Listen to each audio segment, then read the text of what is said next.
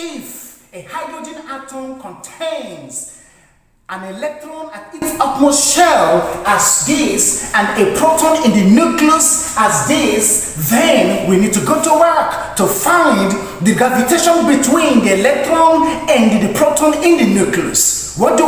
We recall this whole formula. F is given as G, ME, MP, and R squared EP. What does this mean? It means something you know already. G has a value 6.67 times 10 raised to the power minus 11 Newton meters squared per kilogram squared. And this represents the universal gravitational constant. Then we have ME. ME represents mass of the electron and is given as 9 times 10 raised to the power minus 31 kilograms. Then takes us to MP. The first one is ME, mass of the electron. The second one is MP, mass of the proton, given as 1.67 times 10 raised to the power minus 27 kilograms. Alright? Then there's something we need to understand here. There is a particular distance separating them. Even though the proton is located in the nucleus and the electron, the single electron, oh my goodness, is located at the utmost shell of the atom. What it means is that there is a separation, and that separation is the distance. R is given as 0.53 times 10 raised to the power minus 10 meters. So with this data, with this information, we can now solve to find the gravitation, the force of attraction between the electron at this point and the proton in the nucleus. This is P, representing the proton in the nucleus of the atom. And with this, we are ready to go. But before we move into solving all of this, I think it's time for us to, subscribe. Come on. Give me some thumbs up. Come on, my friends. And then put on the bell button for constant notification so that each time content like this are uploaded, you will be notified.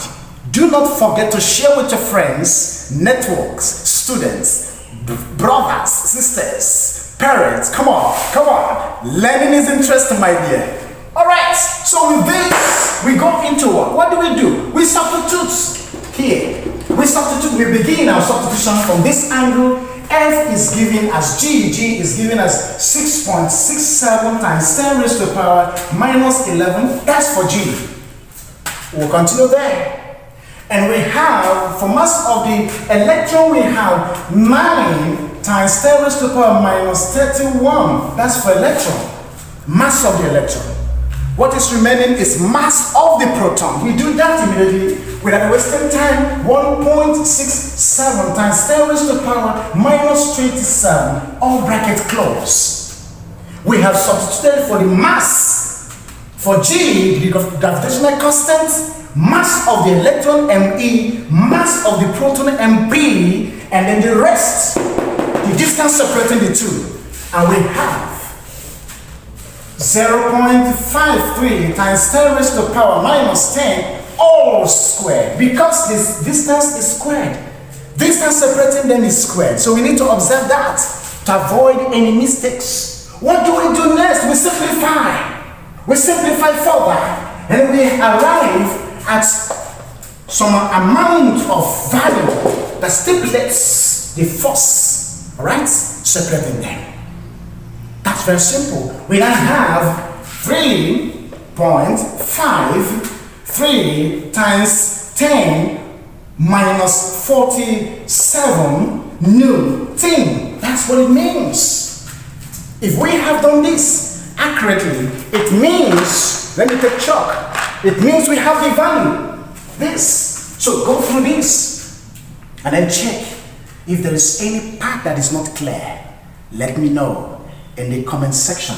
Cross check this, because I may have been in a haste to calculate all this and arrive at something different, it doesn't really matter. What matters is the steps are clear, but if the answer is not clear, put it in the comment section. All right? I will address it. See you. Come on. My next class.